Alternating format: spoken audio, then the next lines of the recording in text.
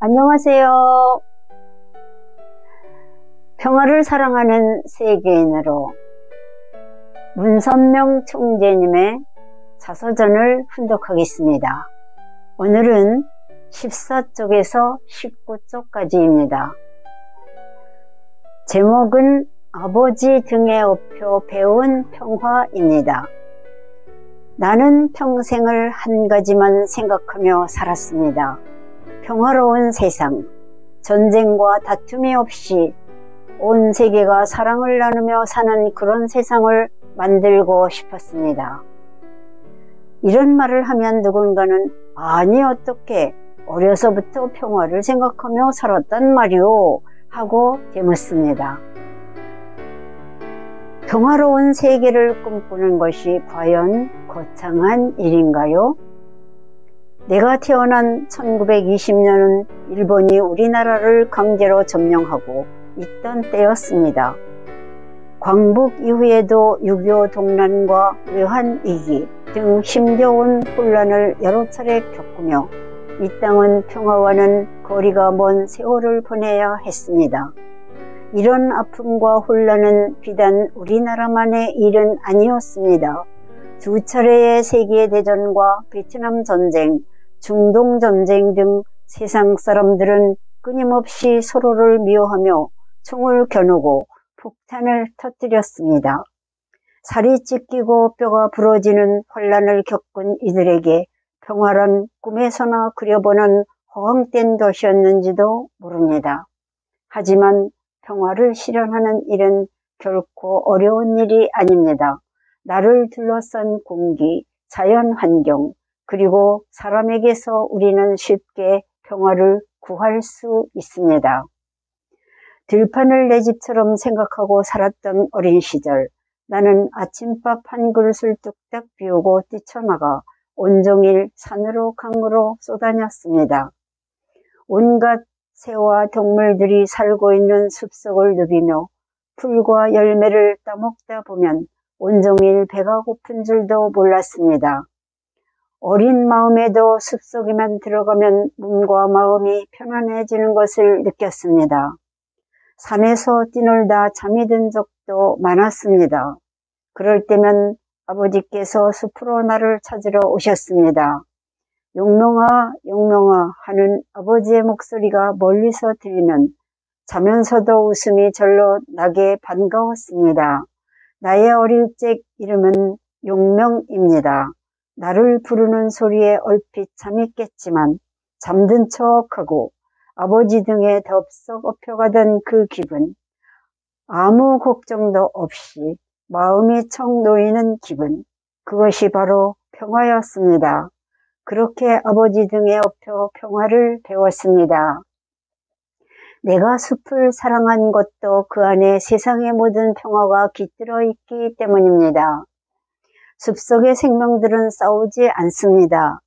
물론 서로 잡아먹고 잡아먹히지만 그것은 배가 고파 어쩔 수 없이 그러는 것이지 미워서 그러는 것이 아닙니다.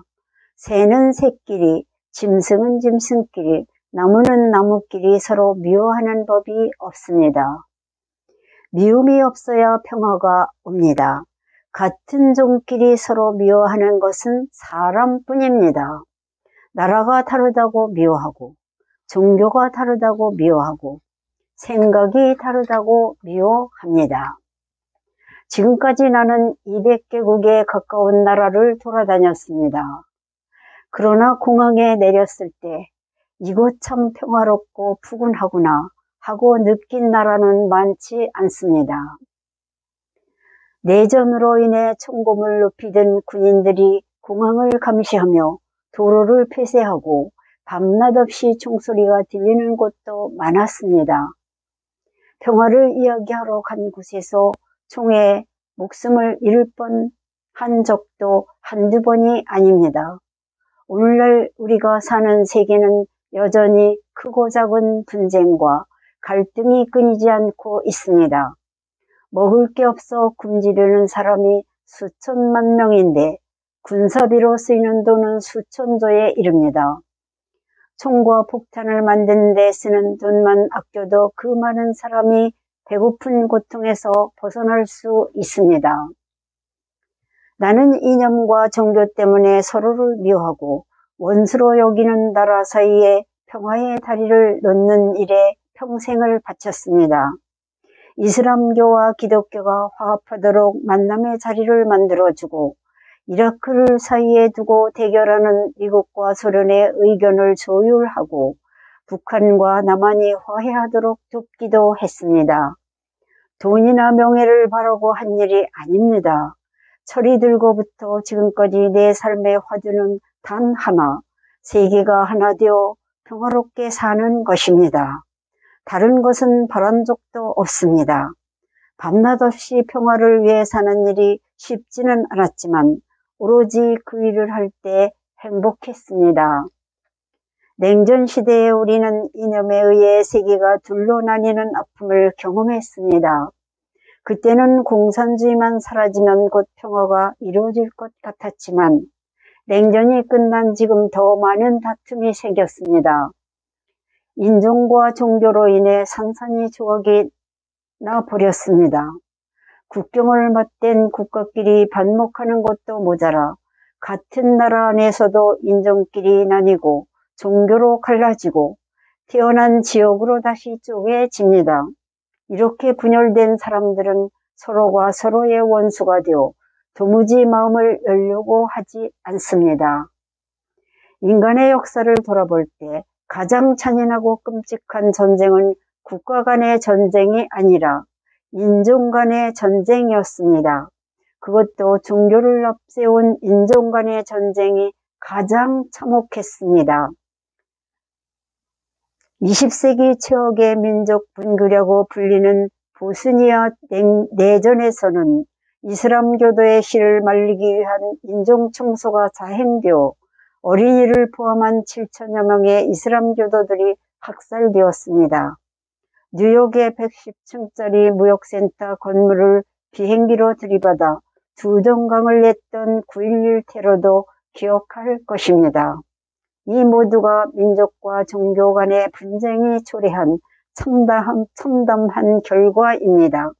지금도 팔레스타인의 가자 지구에서는 이스라엘이 감행한 미사일 공격으로 수백 명의 사람들이 목숨을 잃고 추위와 배고픔, 죽음의 공포 속에 떨고 있습니다.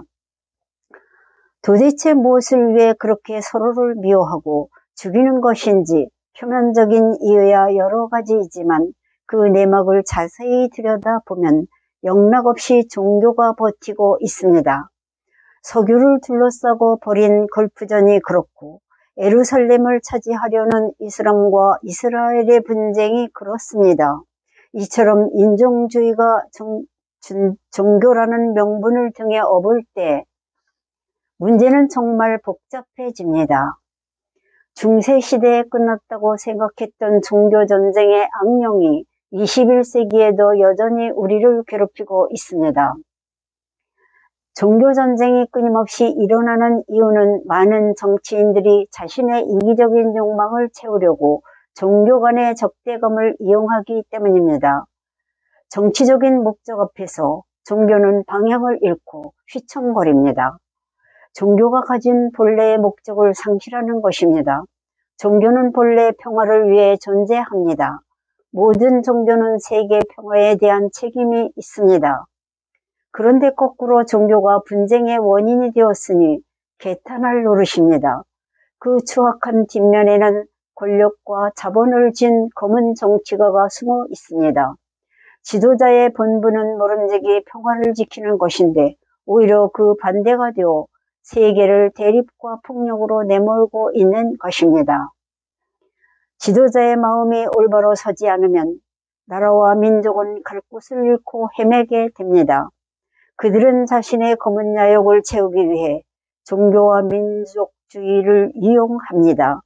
종교와 민족주의의 본질은 나쁘지 않지만 세계 공동체에 이바지할 때에만 가치가 있습니다. 내 민족과 내 종교만 옳다고 주장하면서 다른 민족과 다른 종교를 무시하고 헐뜯는다면 그 가치를 잃고 맙니다.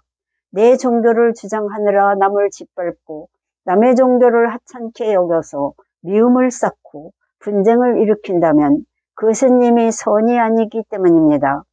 내 민족, 내 나라만 옳다는 것도 마찬가지입니다.